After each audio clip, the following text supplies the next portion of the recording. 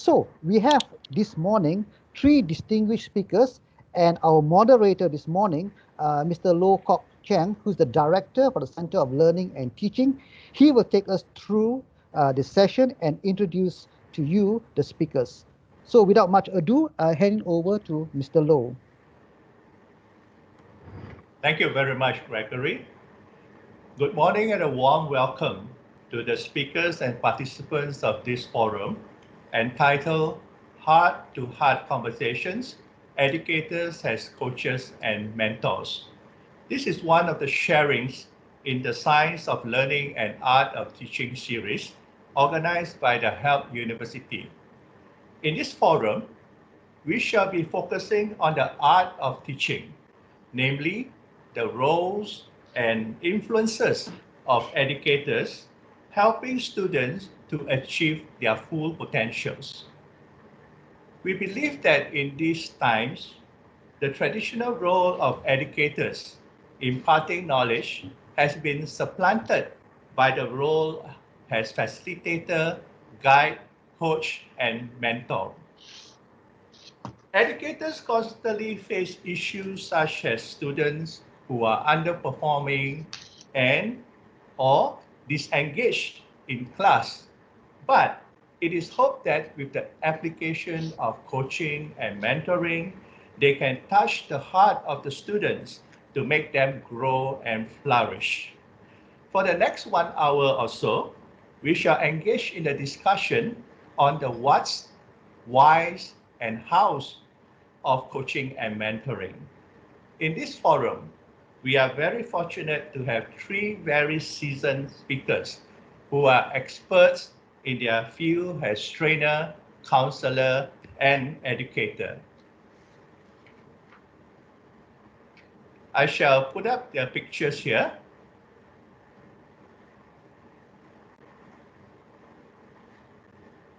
Please bear with me one moment.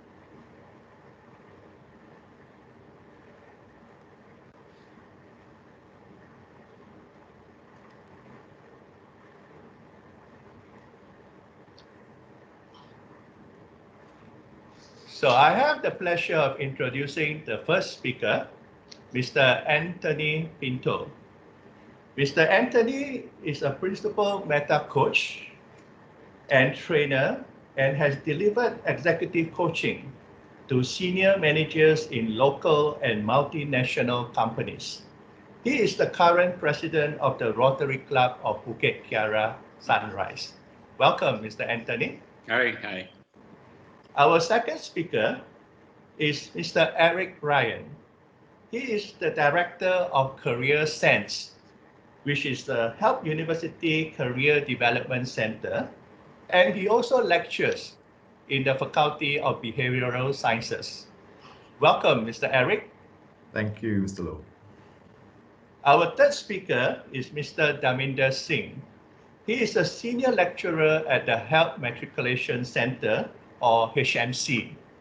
He has 20 years of experience in the field of education, telecommunication, and insurance. He is also a certified HRDF coach and a professional trainer. I shall welcome Daminder. Thank you. I shall be posing questions to our panel speakers in order to gather their views and insights about coaching and mentoring.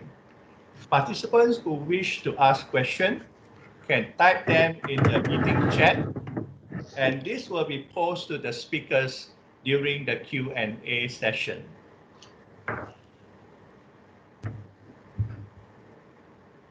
Right, we shall now commence our forum.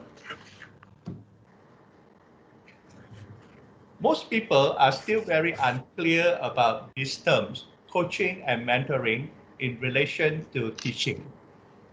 What are the differences between them? Most of us wonder. Would you like to share with us your take on this, Daminder? Thank you, Casey. At the same time, I would like to take this opportunity to welcome everyone for today's session. As for your question on the differences between a coach, a mentor, and a teacher, now can you help me to put up the next slide? Yeah, to allow sure. the participants, the audience, to see the key indicators. Yeah, Generally, thank you, Casey. Yeah. okay. Generally, a teacher is someone who educates based on a textbook knowledge. Now, just think about your school teacher, where teaching is based on understanding obtained from a textbook. That's a teacher's job, to teach. A coach, on the other hand, is someone who will hold you accountable for the things you want to achieve. For an example, Lee Chong Wei has a coach. His coach is responsible to push him to go beyond his limits. But that doesn't mean his coach can perform better than him in playing badminton. The job of the coach is to monitor, to guide, and to motivate his or her client towards the direction the client wants to go. The third one, a mentor. A mentor is someone who will make statements such as, I've been there and I've done that. A mentor is someone who has walked the path before. And now he or she is speaking based on their experiences. In short, I will actually say a mentor is someone you will perceive as your role model. Now, to give you a better perspective, let's take a look at the four quadrant. Casey, can you change the slide to the next one? Just a moment. Sure.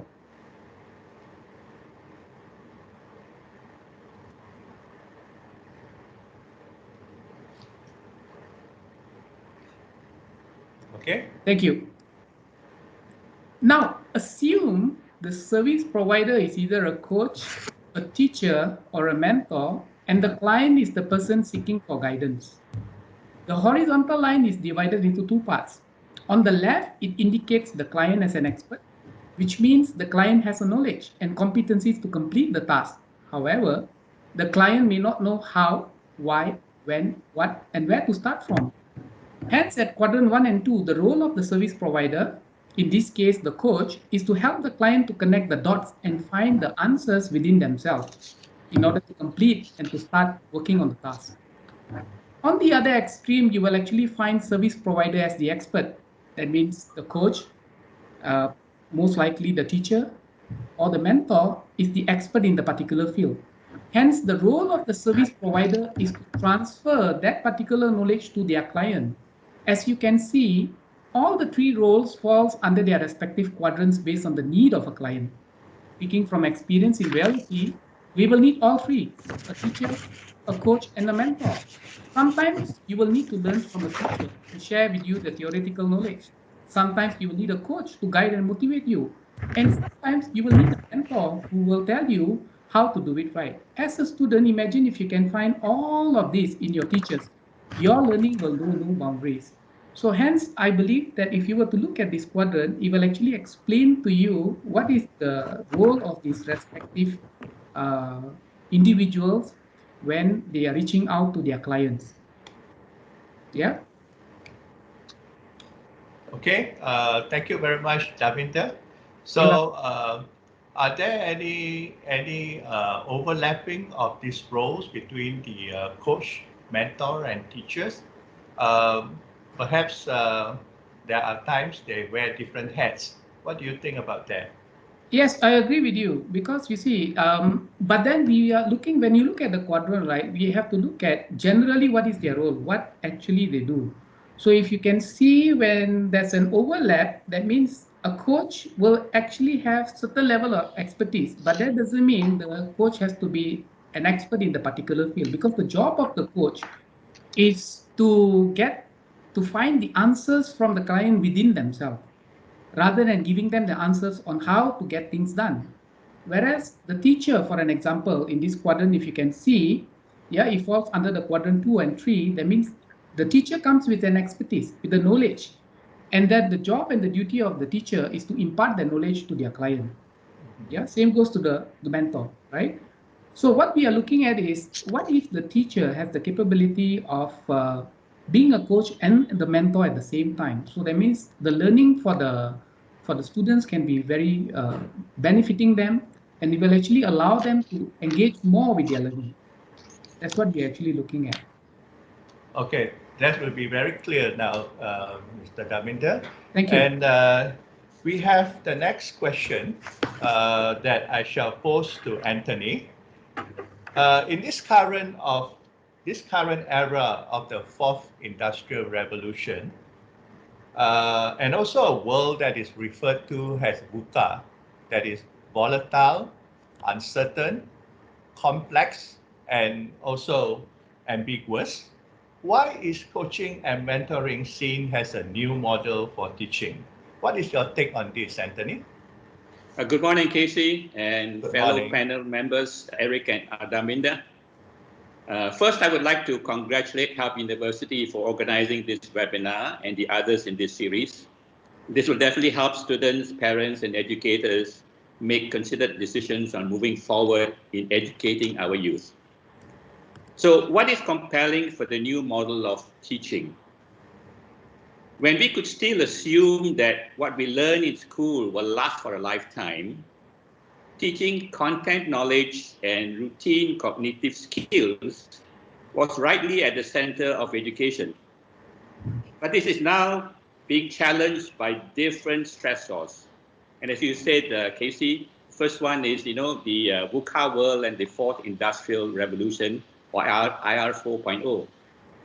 IR 4.0 is characterized by combining digital technology, physical assets, and biological mechanisms.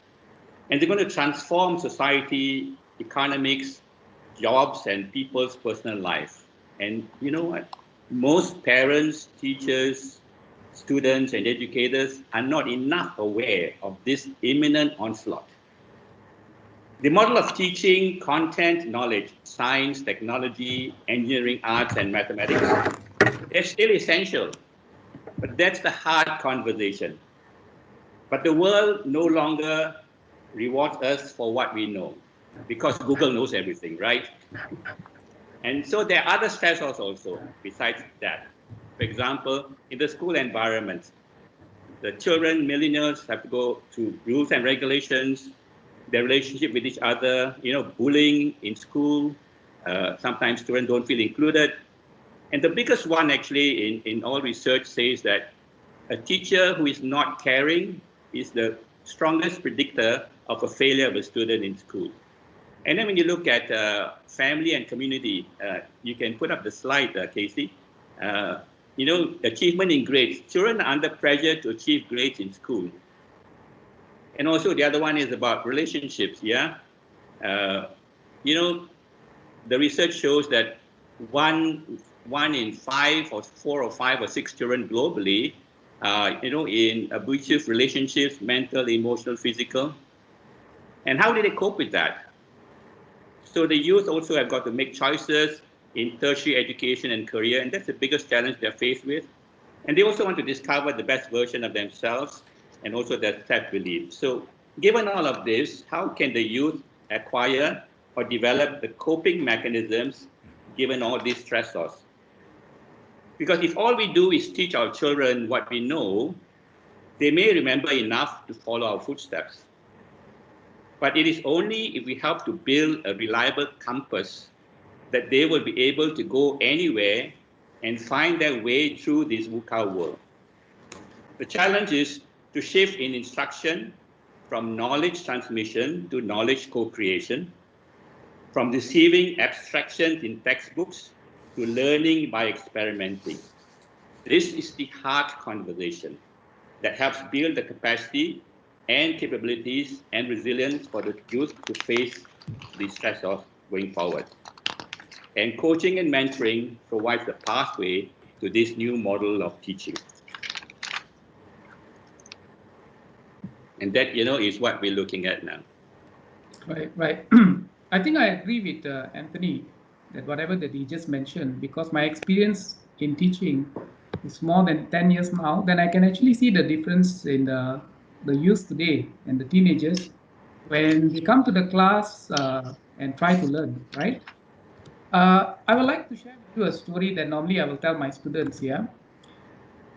That there were two brilliant students in school. One is Ali and the other one is Ahmad. Ali and Ahmad. Yeah, both of them are so brilliant, so bright, and it's like name it, like they are all A students in their class. So one day they decided to go for a walk in the jungle, yeah, nearby their campus. And as they were walking, they saw a bear, a big brown bear in front of them.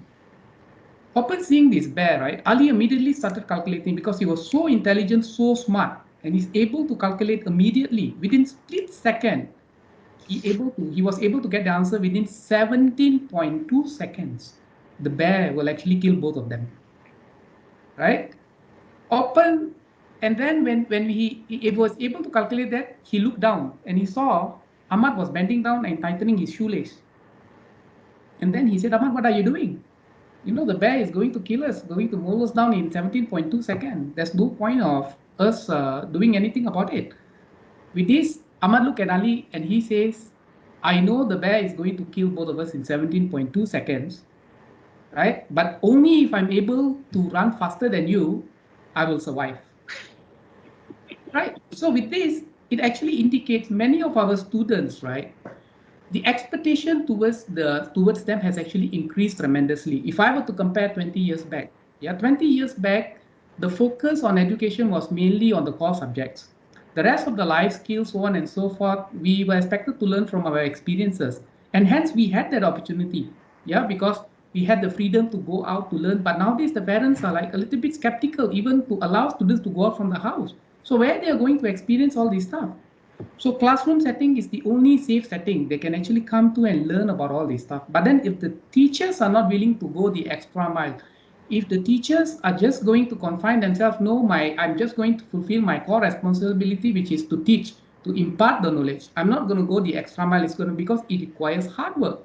It requires more effort. It requires for you to engage. It requires you to spend extra time with the students, right? So with that, now imagine if we are able to cultivate the culture in our learning environment where the teachers have this awareness that is important for them to become that coach, mentor, and also a teacher to the students. So not only the students will be able to score A's, but then the teachers can actually guide them how you are going to use this knowledge. You know, it's not enough for you to score A's alone. How are you going to apply? I give you another example, right? When I ask my students, you have actually learned summary writing back in school. So can you share with me how are you applying the summary writing skills in your life? And many of them, in fact, all of them, majority of them will actually think for very long, and then the answer would be, sir, I do not know. I don't really know how it's applicable. So that means the learning that they are learning currently in school, the system is designed in such a way, it's very much rote learning. As long as you are able to memorize and you are able to score, that means you are good, but that is not enough. Yeah, because my personal experience working in the corporation before, I hired people before. These are some of the questions I will actually pose to them to see whether do they have any ability to think critically. Are they able to connect the dots? Are they able to apply the knowledge they are learning in school? So which is why I totally agree with you, Casey and Anthony, yeah, because the need of the educator has also become more than just teaching. Yeah, they need to now wear the hat of a coach and also a mentor to guide them to their respective path, to allow the students to get the best from their learnings. So that is what I think I personally strongly believe in. And I personally currently applying that in my classroom teaching. Well said, Anthony and Daminda. I think we all will agree that coaching and mentoring is the new normal as far as educators are concerned in these modern times.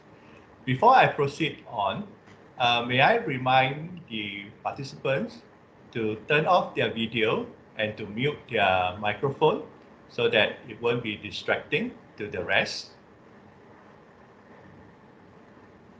Okay. All right, we shall proceed. Now, Eric, it's your turn. I'm going to pick your brain on my next question. This is about the roles and skills of educators to be coaches and mentors. So you have a lot of experience in the career sense as a director all these years. So what do you see are the roles and skills that educators require to become good coaches and mentors? Over to you, Eric. Thank you, Mr. Low, and thank you again for inviting us to be part of this discussion. You're most Um, welcome. And I really want to reiterate what Daminda and Anthony have already said with regards to the different kinds of roles that we play as educators. And granted, today's day and age, the expectations of the teacher is really, really being stretched. There's a lot more things that's required of them, and especially now with the pandemic, it's quite challenging for many educators to push the boundaries and to be real educators in that sense. In terms of the roles of the educator, I've just got four basic roles, and I'm quite sure Anthony and Daminda will be able to add on to it. Maybe, Mr. Low, if I can just get you to share the slide on the four roles. I'd like to take it in terms of understanding the role of the educator as coach and mentor, as a person who is the sage on the stage. And the sage on the stage is somebody you look up to. I mean, a sage is someone that we look up to. They are role models. In that sense, I like to use the analogy, that a sage is a person who's eaten more salt than you've eaten rice. They've gone through as Daminda said, they've gone through the process. They've known that. I mean, I think the sage was at some point a learner themselves before they became an educator. But as teachers, as educators, we also need to be subject matter experts. So we cannot run away from the fact that even when we say that we are coach and mentors, as educators, when we teach a subject, we need to be subject matter experts in that sense. We need to know our material, we need to know our stuff. Because with the knowledge of knowing whatever we need to know, there's a certain trust that is built between learner and educator and as coach as well. So, and as someone that we look up to, the educator as coach and mentor is someone like a role model that we get advice from, we get some kind of direction, and that we get information from. And so that's important. So while we are suggesting that the educator is a coach and mentor, we cannot run away from the fact that they need to be subject matter experts as well. And that's what we call the hard conversations, the hard skills or the hard knowledge that we convey to our students. The others are more in terms of the heart conversations, and the guide on the side is really someone who points us in the right direction. Sometimes the guide follows us on the side to help us through. They pull us back when we are going in the wrong direction. And sometimes the guide also corrects us. And I think that's important as well. I mean, sometimes when we hear the word coach or mentor, it seems like a very soft approach. But a coach is also can be quite directive in a way of trying to correct what is not right, to hold us accountable in what we are doing and such. So the guide on the side is someone who helps us on our journey of life, our educational journeys and such, who knows what our goals are and keeps us on the right path, so to speak. The scout, when in doubt, is the collaborative coach or mentor or educator in that sense. And this scout, I remember the times when I was a scout many years ago, and the fact that we are very collaborative in whatever we are doing. We are brainstorming in terms of whatever we are doing. We are brainstorming solutions of how we can go about it. And that's where the educators sometimes need to put on the scout hat and the collaborative hat, where we believe that the students have the potential of making their own decisions in life, and therefore, how do we help them brainstorm? How do we help them find solutions for themselves? But when they are in doubt, how do I also help them clear those doubts? And I like to also say that a coach and a mentor and an educator is also a friend on the bend. And if you and I remember our educators, our teachers, and the teachers that meant something to us, the teachers who made a little bit of a difference in our lives as we were growing up, those were the teachers who not just conveyed knowledge, but developed a certain relationship with us as students. And I think that's important in terms of us being educators. what kind of friends are we outside the classroom or even in the classroom? How are we nurturing relationships in that sense? How are we listening to our students?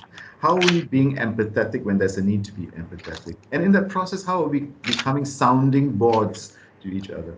And so I just like to just put this four roles, and I'm quite sure there are many more. But just in terms of a discussion, in terms of just prompting some kind of discussion, these are some of the four roles that I thought of. And on to you, Mr. Low. Yeah, thank you so much, Eric. And I think the second part of the question refers to the skills that are required to become coach and mentor. I think our participants out there will probably would like to know what type of skills do they require. So can you further elaborate on that? Sure, yes. The skills, and that's on the next slide. Again, this is not exhaustive.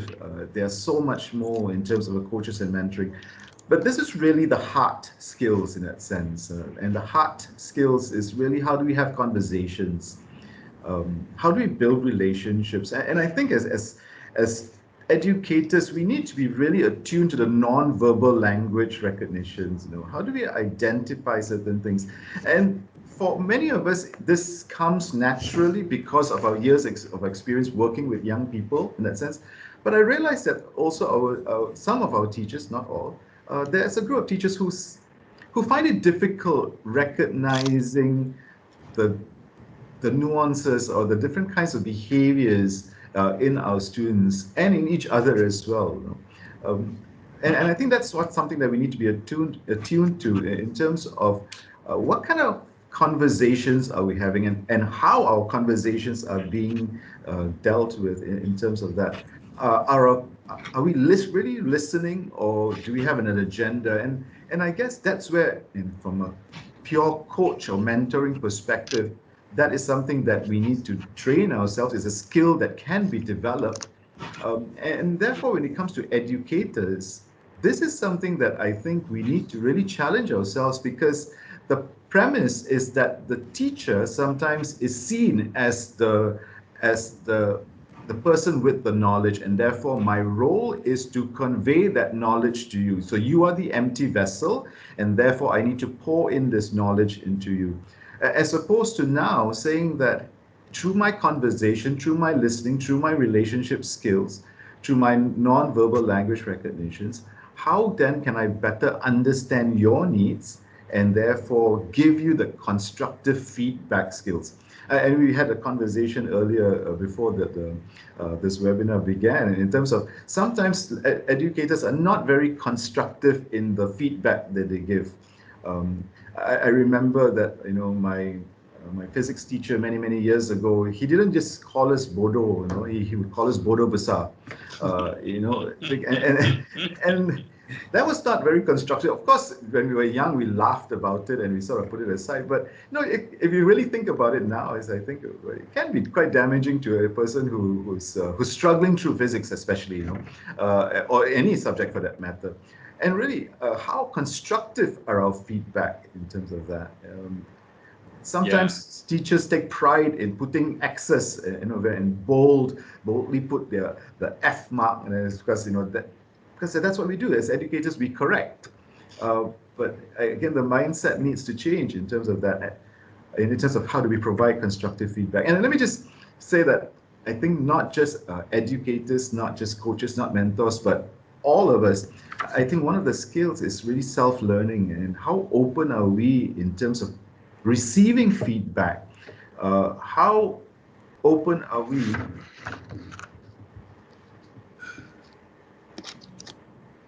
Yeah, Eric? Hi, sorry, I lost. Yeah, There's a you are post still, mentioned there. yeah, Yes, you're still sorry. with us. Great. So one of the things in terms of self-learning is the fact that how honest are we in whatever we are doing? How, the role, the skill of it. Are we honest? Are we one that is able to receive feedback and to have an accurate self-assessment of ourselves? And I think that's a skill that all of us need to develop. There's a sense of self-awareness as well. Again, these are some skills that we can talk about as we move on. Thanks, Yeah, Mr. Low. yeah, I think Absolutely. yeah, I think I would like to add on. I agree with what Eric has just mentioned about all these necessary skills Mhm. that we must have. Many times, people will perceive if they are able to talk, that means they are able to coach. As long as they are able to talk, they are able to teach.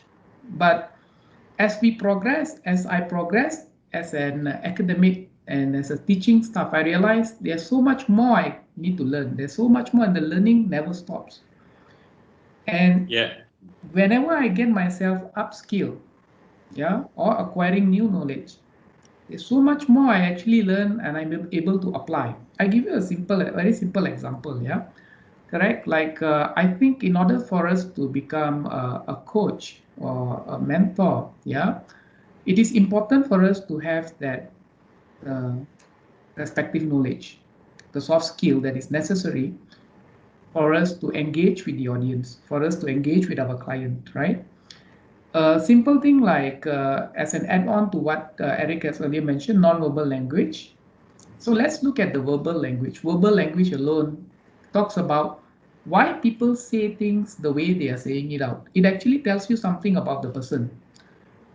So if we don't have that skill and if we don't go through proper practice and also understanding about the verbal language, we may not be able to pick up all these words. Yeah. Yeah. Yeah. I Yeah. remember when I was offered a job as operations head in Prudential Assurance, not as under the agency, but as the operation side. Um, the director who interviewed me, she said, "I hired you because of the words that you use."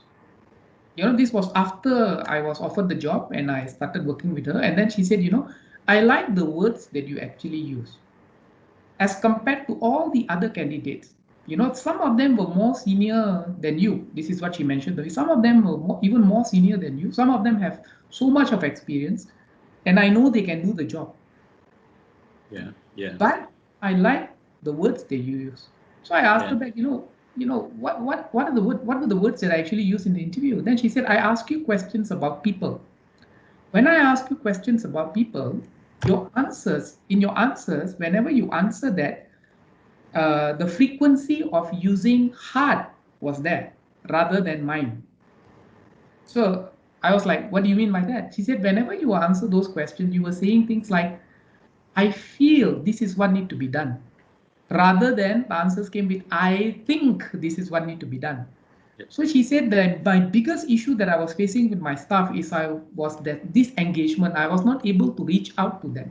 And I need someone, the operations person, who's able to engage with my people, with my staff. Yeah. And hence I find that, from your words, I realized you will be the right fit. And she was not wrong. So you see the power of that. Sometimes all this we do not know, right? And if we feel that I can do the job just because I can talk, then we may be mistaken. Like what Eric was earlier saying, there's no proper strategy, there's no proper follow up, there's no proper planning in place. So when we are getting the necessary soft skill or upskilling ourselves, yeah, so what will happen is that we will be able to strategize our sessions. We'll be able to see an end to the session rather than just seeing one session on its own, on a piecemeal basis. We'll be able to see the progress of the session and what is the end that we are looking out for. Just like, Stephen Covey says that you should be able to see the end in your mind, and then you can actually start to work towards the end. Thank you Yeah. very much, Daminda, for your Yeah. views on that. What Sure. about you? What about you, Anthony? Yeah, the as far as the relationship of coach and mentor for the educator is concerned, I think it's very important to know the distinction in the roles. And Eric put out 4 different roles. But for the student, they need to know which role is this educator having. Is it having the information role or the guide role, and that's the distinction you need to be very careful about when exciting those conversations. And then the other part, of course, is the languaging. I mean, as Dharminder said, There's a difference between saying I should do this homework, or I must do this homework, or I need to do this homework, or I love to do this homework. So again, language skills becomes another important, very simple skill, but very distinctive skill. One of the things I found in the coaching practice that a very key skill actually, and this has been borne out also, in schools. And one of the things that research says is that a non-caring and demotivating teacher is a very high predictor of student failures. Yeah. And one of the key skills in this relationship is about the skill of building trust and rapport. And there are 44 components related to that trust and rapport. The first one is, can the educator build for the child or the student a sense of safety in the conversation? Yeah, because sometimes people don't say things because they don't feel safe saying something in class or saying to the teacher. That's number one, sense of safety. You know how when we travel, we meet a stranger, they're willing to talk to us about anything in their life and something very personal, because they know that, it's safe enough to tell you because you're not going to post it on Facebook tomorrow. Yeah. So it's safe. That sense of safety, very important. The other one is the sense of validity. I mean, children, when they grow up, research shows that, they are told no 14 times more often than yes. And when the child comes to a parent and tells something, or even to a teacher that says something, if the teacher disvalidates the child or the student, they become less, less eager to say things in the future. So validity is very important. Respect, of course, is the other one. I mean, in today's environment with the mobile phone and all those technology available, when the conversation is going on, is the educator fully present 100% with the student in that conversation, as opposed to, listening to the messages on the handphone or taking call and all that. So the respect is very important. And finally, the last one is there to build that rapport and trust is the care. Care. People don't care how much you know until they know how much you care. So the caring part is very important. It's been shown to be the very big driver and predictor of student success. When you have teachers or educators that really care, it becomes very important. So that's the skill of practice. But of course, the other side of it is the skill of being. Who are you being when you're being an educator, a coach, and mentor? You got to be non-judgmental. You got to be curious. You want to have also what we call ruthless compassion, which means being willing to ask of the student the really difficult questions, to be able to be also vulnerable and to be authentic. And those are the skills of being as opposed to the skills of practice, basically. That's really how I see it at the end of the day. So yeah, one of the key skills is being the trust with the student, yeah? Wonderful, wonderful, Anthony. I totally agree with that. As an educator myself, I always believe that this feeling of trust is so crucial. When the students know that you care, then only they care for what you are talking to them about. Yep. And my favorite words that I use when I interact with students, problematic students especially, is these three words. It's not I love you, it is I believe in you. Yes. So this seems to Big one. play a very big role in assuring them that whatever they say, we are not going to put them down. We respect their words. Yeah, Thank you. very good. And now coming back to Eric. Eric, based on your experience, how do coaching and mentoring looks like in an education setting, be it in a higher education institution or in a school? Eric? Yeah, thanks. Let me just take this in terms of first and foremost the mindset of the educator, and so let me just pose a question to our listeners, especially to our educators. What if students looking at you in the classroom didn't need anything from you? What if we all assume that our students were not lacking at all? And if they didn't need anything from us, how would that change our job in terms of teaching? And so that's really a mindset that we have, we that our students, and we believe that our learners and our students come to us with a certain amount of strength, with a certain amount of knowledge, skills.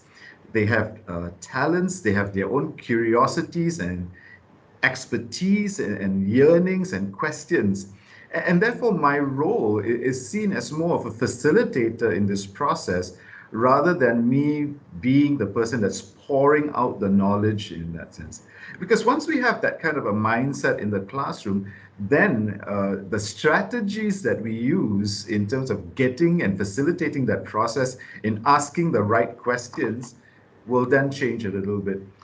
And so that is where I think the mindset of the educator as coach, as mentor, as facilitator is important. It starts with the belief. And that, I guess, reinforces what Anthony was saying as well in terms of the mindset and how do we look at our students. Now, so once we have that, then again, the kind of conversations that we have, the kind of projects that we run in class, and this is really a departure from a very traditional model of teaching because, in our classic classroom setting, it is the teacher who speaks, and very commonly, it is the teacher who tells the student, diam, saya cakap sekarang.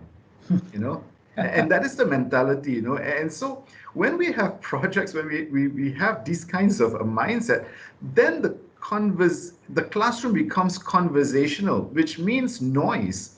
And sometimes the teacher or the educator is not comfortable with noise because that's been part of their training. The training is, students diam, students keep quiet, and then therefore I talk. And there are times when you and I have gone through a process when a teacher makes the class exciting and everybody is talking, and another teacher walks from the other classroom thinking that there was no teacher, and then realizes there's a teacher there, and then excuses themselves and all that. But the mindset is that we need to have a different kind of context in terms of how we teach, which basically means that we need to be comfortable with the kind of noise. We need to be comfortable with curiosity and be comfortable with the kinds of questions that our students ask, which may or may not be subject matter relevant. And how open are we in terms of having those kinds of conversations? Because it is in those conversations you build that trust over and above the subject matter. Yeah. And so, I mean, again, if we have that mindset and mentality, now then the strategies will follow in terms of that. If not, we are going to be bogged down with our curriculum, which is important. I'm not saying that it's not important. Please don't get us wrong by saying that the subject is not important, the curriculum is not important. But I guess what we're saying is the approach and methodology may change with regards to this. Thank you very much, Eric. I like that because I recall one of the movie that played a very significant role in my decision to become an educator, and that was To Serve with Love. I think all of us has watched that, and well, that just tells us our age right now. But maybe to the youngsters, it may not be meaningful, but I think it touched all of us to become educators, especially through the role played by the actor Sidney Poitier. So, all right, I think I'm now coming back to myself as a parent and also as an educator. How do I move on from here? How do I play a role to become an effective coach and mentor to my children as well as to my students? Because I'm actually playing both roles at the same time. So, what say all of you? Maybe we can start with Daminda first. Yeah, sure. Yeah. I'm a parent and I'm also a teacher at the same time. Yeah. Yes, that's I right. can actually really relate. I think we have actually discussed about this extensively earlier throughout the conversation. The important thing is to have the awareness that I need to have the necessary skills. Yeah, we must be willing to unlearn in order to learn sometimes new knowledge. And like as a teacher, I would actually suggest that to get the proper certification, for an example, or getting the necessary skills, or attending the necessary workshop or courses that will actually give you some sort of indicator on how to become an effective coach and a mentor, right? Otherwise, sometimes we will be able to, because we are able to talk, we will be still able to reach out to the students, but we may not have proper strategies in place. So now, in order to have that proper strategy, it means if you want to really see the development, yeah, there must be proper indicators and there must be proper tools that allows you to measure the development of the child. And when we don't have that in place, then our methods will be based on very ad hoc basis.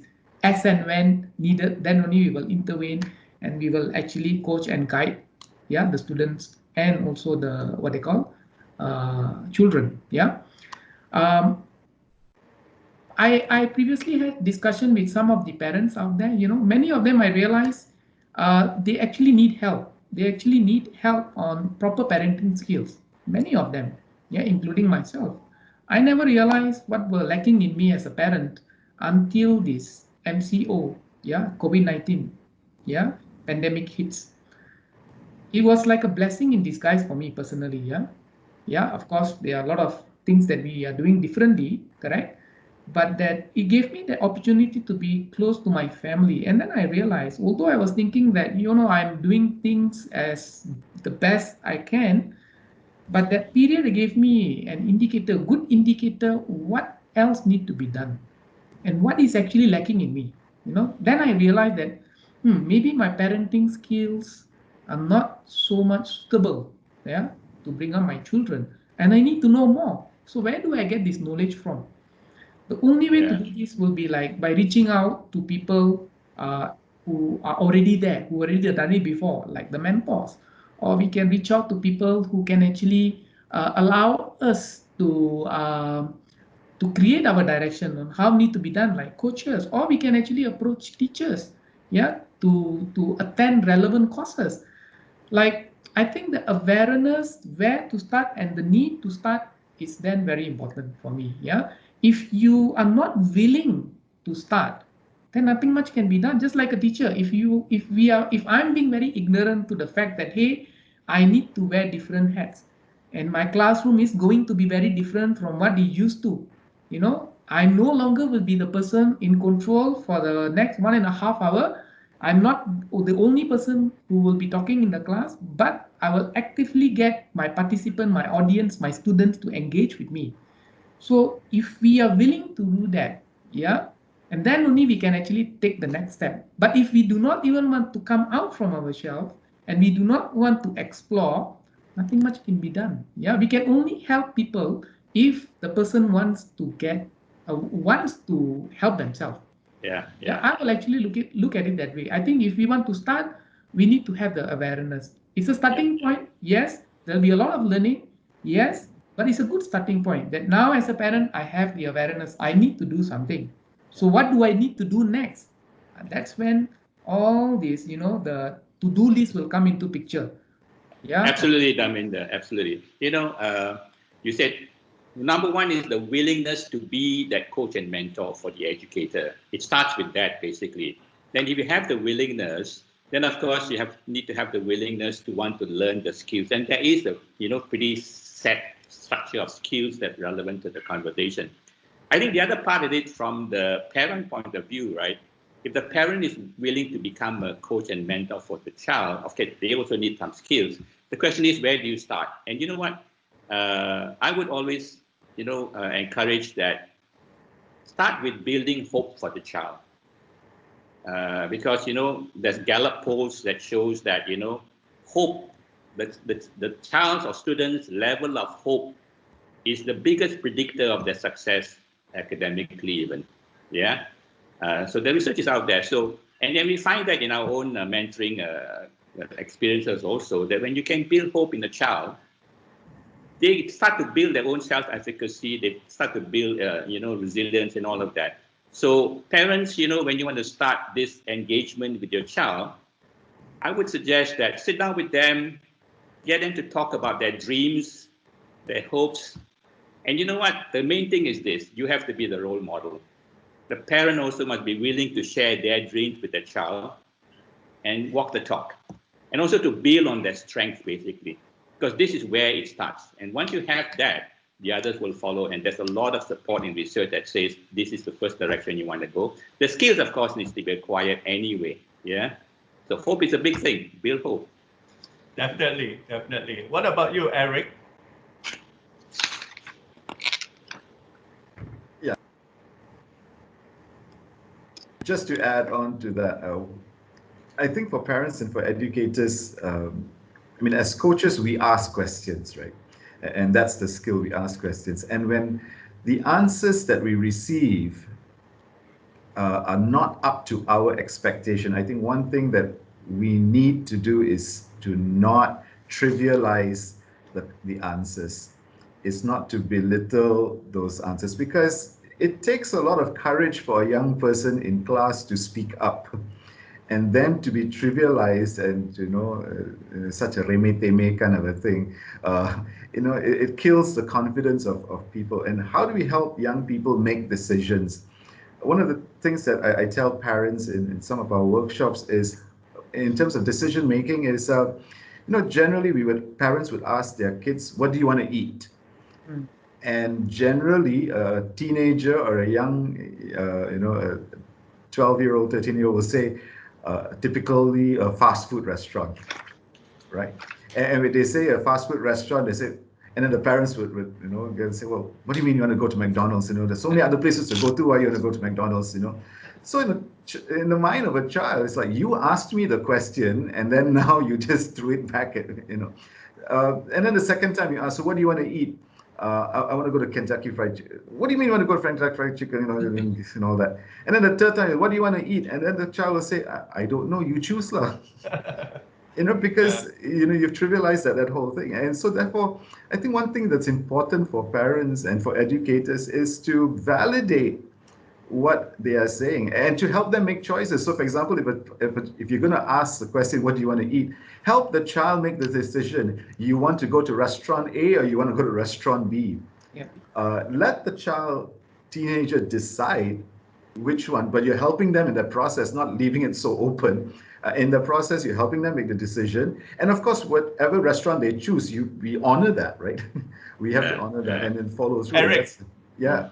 Eric, I just come to remember one problem I had when my children were deciding where to go for their further studies. Mm-hmm. So, during that time when my daughter asked me, Dad, what would I like to be? I'm not sure because I'm not very clear about my future career.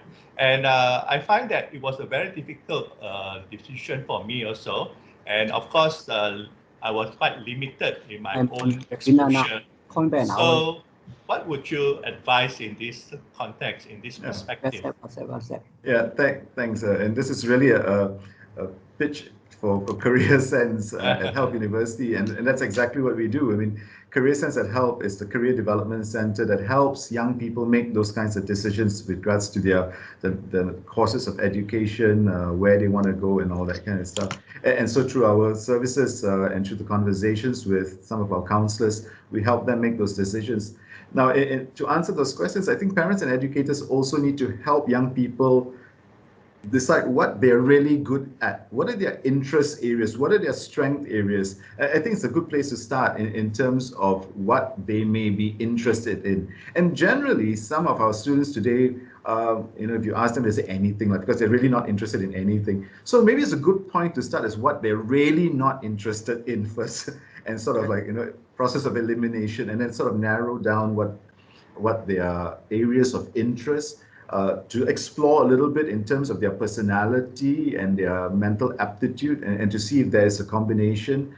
And then once they have a sense of who they are and that self-awareness, then we can explore the world of work. And there are various tools that people can use, self-assessment tools and such. And we offer those kinds of tools at Career Sense as well. So to help them really understand where and who they are, and then understanding the world of work, and then to find a match.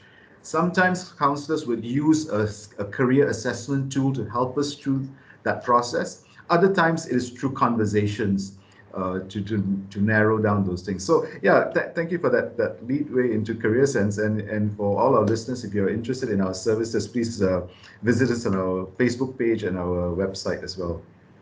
Excellent, Eric. I wish I had met you 10 years ago. So actually, we are running out of time now. And but I hope we can bear with us for another 5 minutes. Yeah, this I think we have time just for one last question, and that is about the impact of coaching and mentoring on the students.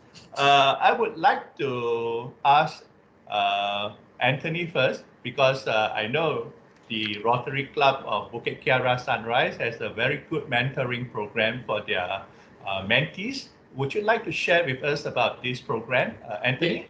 Yes, Casey, you can put up the slide for me. Yeah, sure. Yeah. We're talking about the Rotary Education Fund, and we launched this in November 2009, and we just celebrated our 10th anniversary. It's a collaboration effort between our Rotary Club of Bukit Kiara Sunrise and Help University. And Eric, you were there right at the start, yeah? And you can see that, the whole objective to give a better start and a better life to students 15 to 19 years old from low-income families. And Help University provided us with the initial startup mentoring skills. And every year, they conduct a skills and psychology workshop for our mentors. I've been mentoring in this program for 6 years now, and the program has got 4 parts. The main component, of course, the mentoring part, where we assign 2 mentors to each student. And then we take them to a leadership training camp, a values education workshop, and they get a monthly stipend. Our primary objective in this program really is to build hope and self-belief in the mentee. And over the years, we found that this is really the strongest, benefit they're getting out of it, or the strongest reward, i.e. that, when they have that hope and self-belief, and they know that somebody else cares and believes in them, we found that our mentees have become more resilient, and they take ownership of their studies and self-development. And interestingly enough, also, as they grow and develop into, wonderful citizens and students, their school grades also go up. And, now it's proven that, hope is a big predictor of academic success. And also, the other thing we realize is that as a mentor, when you are in this engagement and mentoring engagement, it also becomes a self-discovery process for the mentor, because you have to model, you have to walk the talk, you have to be skillful. And that's really where it's come. Over the years, the last 10 years, we probably have impacted about 300 children. And some of them has already graduated and started working since then. More recently, the students that I've been mentoring, they came into the program at about, average, slightly above average. And as they grew in the program, as they, understood that, they could believe in themselves, they had hope, I was like, wow, they finished the SPM with 9 A's and 11 A's and, really keen to go on further. But they're not just academic, you see. At the end of the day, the values education workshop and the leadership training gives them the skills they need, really, to be able to cope with life going forward. And that's really one of the wonderful things about mentoring.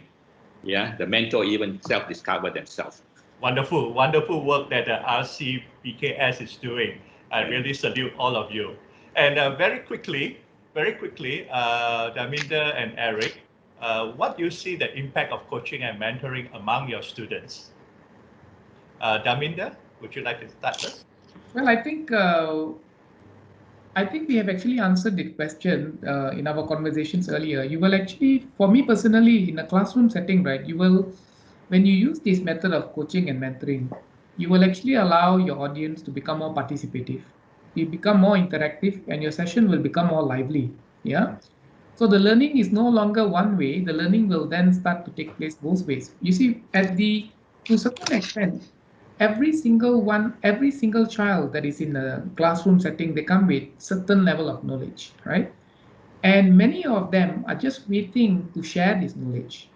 And if you create that environment and allow them to do so, right, you will actually realize that the things will become very participative. Your classroom setting is no longer one way, and you actually allow them to explore. So for me, the coaching and mentoring will allow you to engage more with your audience, because as the presenter, right, when you're standing in front of the class, you need certain level of engagement. Yeah, otherwise you'll be very robotic like. So your intention will be, then I just want to impart the knowledge, so don't ask me anything else. Yeah. Right, And right. this is what generally is happening in our classroom setting most of the time, and we are trying to change that. We are trying to slowly to change that, to cultivate new method in teaching by embracing the culture of coaching and mentoring apart from teaching. Wonderful, wonderful. And I think we are very certain that students who have been given that kind of coaching and mentoring approach will probably be able to respond back in time. Yeah.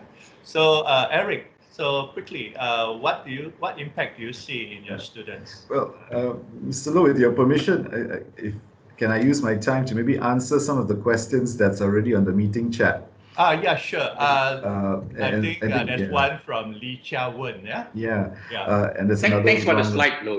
Casey, we don't need the slide anymore. Yeah. So the question was, can you share some examples on skills to seek permission before you want to provide constructive feedback, examples of skills in responding to recipients when they are in the mode of complaining. Let me just take the first one.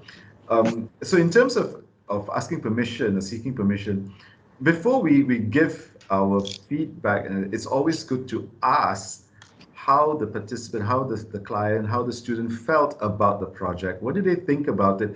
Get them to become a little bit more self-aware, self-evaluative with regards to whatever you're asking. So before you provide your feedback and such, get them to really think about what has happened and how they have felt or thought about that process. And as I said, as they share that, we validate what they are saying. We validate their opinions. We validate their experience, because we need to focus that it is their experience. It is their experience with regards to whatever they've been doing. So we need to validate, don't trivialize.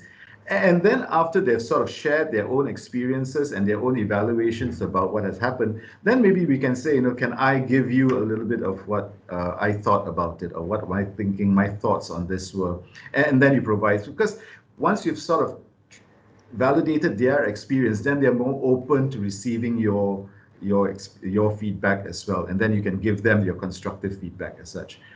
In terms of the skills of responding to clients when they're complaining, well, when people are in that mode, in psychology, we try to understand where they're coming from. So, for example, let me just give you 3 categories of people. One is the visitor mode. So a visitor mode is when a person is just there to visit with you. They're not really looking for any kind of solutions. They're not kind of looking for any kind of way forward.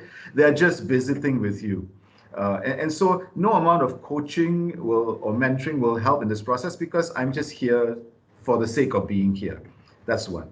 The other person is what we call the complainant, and the complainant is really the person who wants to complain about everything and everything under the sun. So again, we need to gauge to see if there is any amount of coaching that can take place if this person is in the complainant mode, because so maybe at that point of time you just want to listen to them and to validate again what they're saying, and if they are in what we call the client mode, that's when they're open to receiving any kind of coaching or counseling from you. So you need to gauge to see where people are, and then use different techniques and such. Yeah. All right. Thank you, Eric, for answering those questions. In fact, we have another person who asked 3 questions. I think we may not have time to answer all of that question, Mr. Goh. Mr. Goh Meng Huat, and he has 3 questions. Let me choose maybe one of the questions here, and maybe either Daminda or Anthony might like to answer this question. First question is, how can I start small, gain or build my experience in becoming a coach in personal development and growth? What does it take to become a coach? Well, okay, Daminda. Yeah. For my personal experience, right, I think to become a coach, first and foremost, it's important to identify what is your niche. What is your niche? What is, like, some people will call it as your calling or your expertise, right? Not necessarily in coaching, you must have the expertise, but what is it that you really want to coach people on? Are you looking as a business coach, or are you looking as a personal coach, or are you looking at communication coach, what exactly that you will love to get engaged in. So once you have identified that niche, right, then automatically for you to become a coach, to ask the right questions, right, will then will become like a flow to you. Yeah. So you will not be thinking, for an example, right? If you were to pick a field which is practically not your niche, yeah, you will find a lot of challenges as a coach to guide and to ask the right type of question. Example, like if a person who have never made a million before, yeah, and then suddenly the person says that, I want to become a business coach, and I'm not into business, I'm actually an employee. So the challenge as that particular coach would be this: what to ask, what type of question that I need to ask. And even when the coachee is responding back, sometimes it will be a difficult for you to understand what exactly the coachee is trying to say. So finding your niche on exactly what you want to penetrate and where you want to grow is important. And here I believe that he actually says that in becoming coach in personal development and growth, what does it take to become a coach? Yes. um, I think the certain level of the skill that is important, right? So when you are engaging in proper workshops and certification programs, or even non-certification type, but allows you to learn how to become a coach, will then uh, provide you with the necessary strategies and tools to begin with. Yeah, tools are practically very important. It will actually allow you to strategize. Maybe for the beginner, sometimes they feel that I don't need all the certification. One or two coaching sessions may not be a problem for you. Yeah, because we are able to communicate. But what happens next? Where do you go next? What do you do next? So all these will then be, properly methored out, properly organized in a way that it will actually lead your coachee to the plan that you want to succeed in. So for me, I think I will personally say that finding your niche is then important, right? And then after that, getting the necessary skills. Okay, thank you very Yeah, much, yeah. Aminda. I think we may not have time to answer all of Mr. Kwok's question here, but I can see that he's very keen and interested to know more about coaching and mentoring. So perhaps after this session, Mr. Kwok, if you are listening here, you could stay back and talk to one or two of our speakers. Yeah. Uh, all right. I see the time here is 12:40. We have already exceeded our time, but I'm very glad that so many of the participants are still with us and they haven't left yet. So allow me another 2 minutes there for the closing. Personally, I have been very grateful to have this opportunity to moderate today's forum on coaching and mentoring. I have a very interesting time probing and also getting the feedback from our three very experienced speakers. And, you know, when I started as an educator many years ago, I was more concerned about pedagogical skills, classroom management, and even talking about mastery of content and so on. But I realized that over the years, I have to look more into other skills like personal communication skills, skills that resonate with coaching and mentoring. So I think what all the speakers have shared here this morning and into the afternoon have been very consistent, and I hope our participants here have benefited from this insightful sharing. Um, Anthony, Eric, and Daminda, you all have been very generous with your sharing, and I would like to say a big thank you to all of you. Thank you. Yeah. Most Thank you. welcome. And Most welcome. a shout out to all the wonderful participants who have asked questions as well as patiently listening in, and for the organizers for making this forum a big success. Thank you so much. So signing out now, and I may not have the opportunity to meet all of you in person, but I hope one day we can get together and talk more about this very important component of growth, that is coaching and mentoring. So over back to you, Gregory. Thank you very much, Mr. Low, and thank you so much to our guest speakers this morning, or rather now it's this afternoon, right? To Ms. Anthony Pinto, Mr. Eric Bryan, and Mr. Darminda for your insight to this topic, which is called educators as coaches and mentors. It has been a very enriching program, enriching session with exchange of questions and answers. But before we take leave of this room, I would like to just invite all of you, if you have any questions that you like to ask or anything concerning career and counseling that you need regarding what help has to offer, please stay back in this meeting room, and we have our counselors here to assist you. Now, for those teachers and students who are in this webinar this afternoon, I'd like to just advise you or inform you that Help University will be conducting SPM revisions on the 5th of September to December this year. Subjects offered are maths, physics, English, and accounting. So if you are interested in this SPM revision tips, please do register yourself with us. We will be showing the QR code after for you also to register your names if you have not, and also to post some feedback so that we can learn from you as to how we can improve ourselves.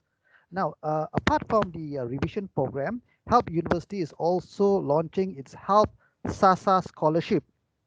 This is for the Form 5 students who will be finishing their Form 5 exams next year in January, right? So please watch this space in our website for all our scholarships which are available.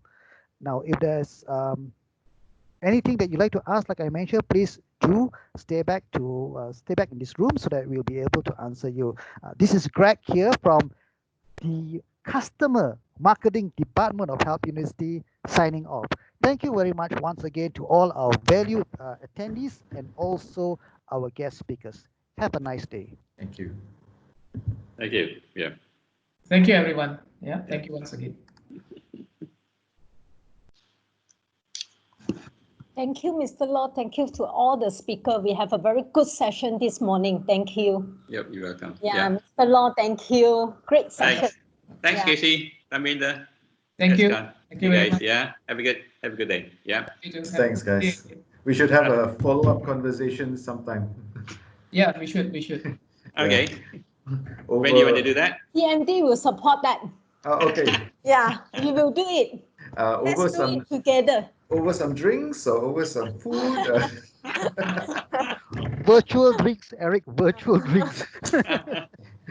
So sad. That So sad. was quite interesting, huh? Quite interesting.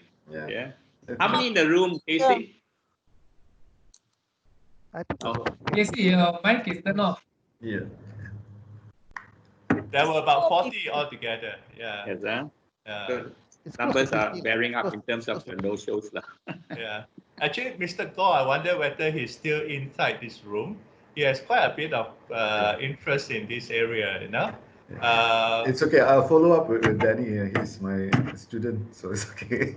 Oh, is it? You know him? Because he I think he knows you as well, lengthy. Anthony. I know. That's why I like Taminda answer. Yeah.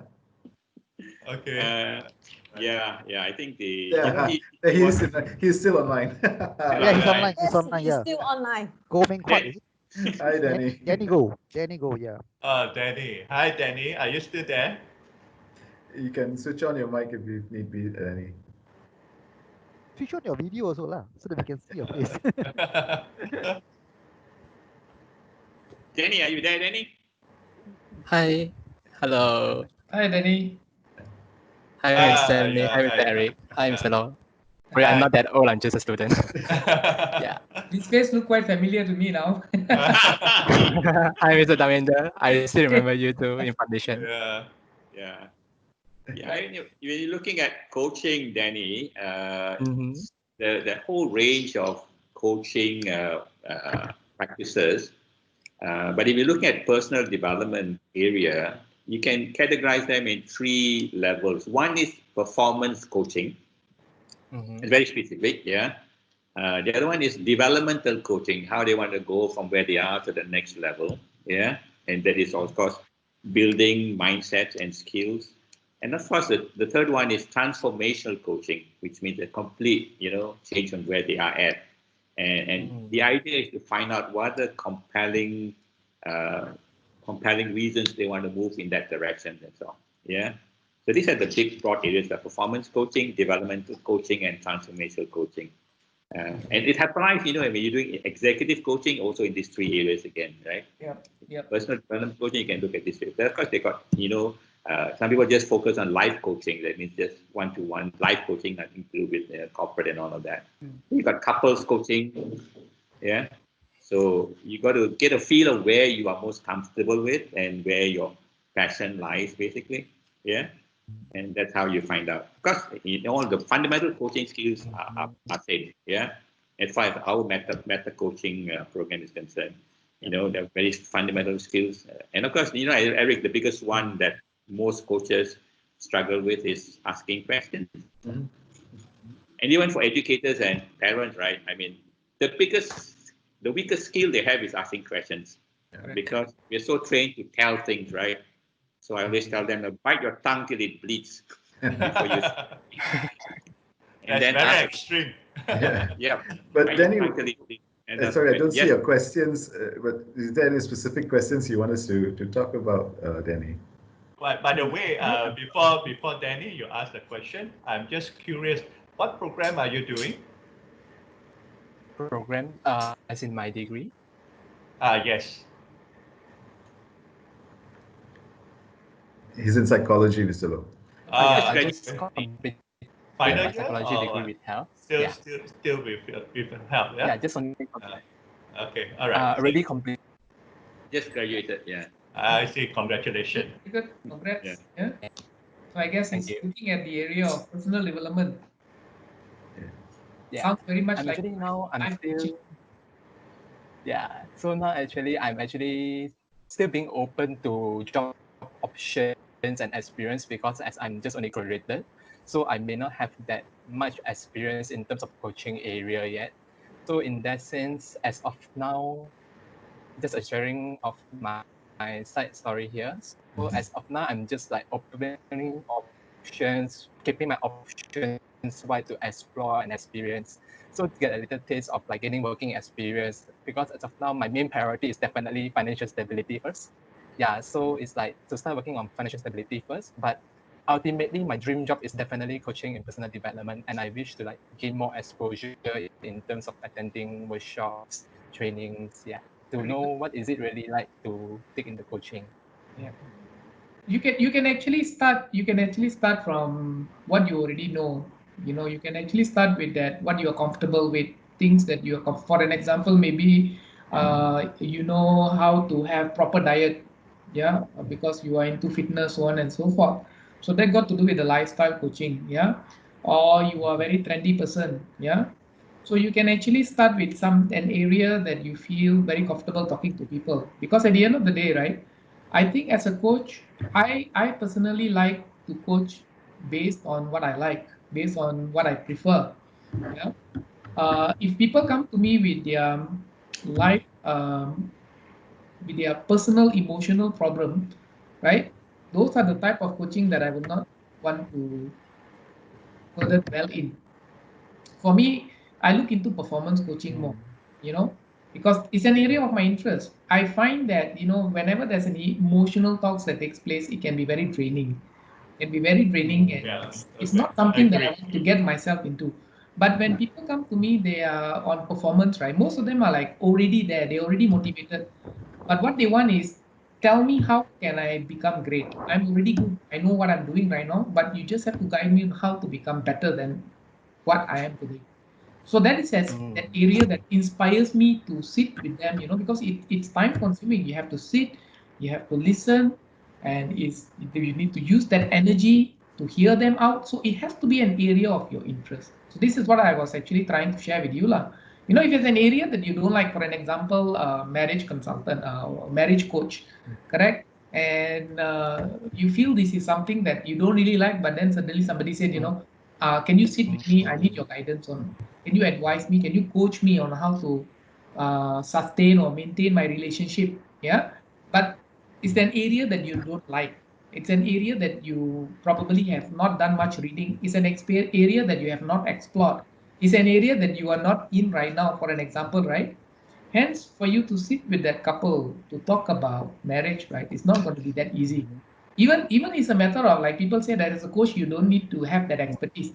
Yeah, to that extent. That means you just need to have that flow in asking questions and generating, allowing that coachee to give you feedback. But then if you don't like that area, how are you going to even do that? You know, so that's because it's my from my experience. I'm talking from my experience when I go and coach and guide people, right? I've tried with cases with clients that come to me on areas that I don't like, and I ended up just with one or two sessions with them. After that, I find it very difficult and draining for me to proceed. I have to be honest with them and tell them, this is not the area that I'm looking at. But if you really need help, I can actually assist you to someone who can help you in these areas. That's how I actually develop my Very, teaching very career. good advice there, Daminda. What is it that you are passionate about, Danny? Actually, I've reposted Danny's questions here. Eric, Yeah. you wanted to know. No, but Danny, maybe we can also, Yeah. you have my email address and you have Anthony's email as well. Yeah. Maybe you're going to take it offline. We can, happy to have that conversation Yes. at length with you Yeah. with regards to that. All right. Yeah. Um, Okay, Casey, is it okay to go? Yeah. Yeah, I think we are okay now to go for our lunch. Yeah. So thank you so much, everyone. Thank you so once much. again. Yeah. Thank you. Yeah. Thanks. Thank We'll Thank catch you. up later. Take care. Eric, you. you take care. Yeah. All the best to Pick you, up next Danny, time. and bye bye, everyone. Bye Yeah. bye.